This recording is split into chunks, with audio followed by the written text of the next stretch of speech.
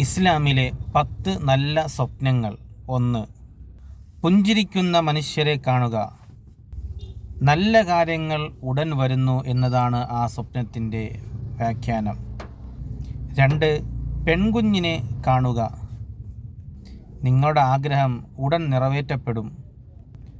3. കഅബ സ്വപ്നം കാണുക. നിങ്ങൾക്കുണ്ടാകുന്ന മോശ സമയം ഉടൻ അവസാനിക്കും. 4. പ്രവാചകർ നബി സല്ലല്ലാഹു അലൈഹി വസല്ലമ തങ്ങളെ കാണുക. 5. സ്വർഗം കാണുക. അള്ളാഹുവിൽ നിന്നുള്ള അനുഗ്രഹങ്ങൾ നിങ്ങൾക്കുണ്ടാകും. 6. പക്ഷികളെ കാണുക. അള്ളാഹു സുബ്ഹാനഹു വ തആല നിങ്ങൾക്കായി നല്ല ഭാവി ആസൂത്രണം ചെയ്തിട്ടുണ്ട്.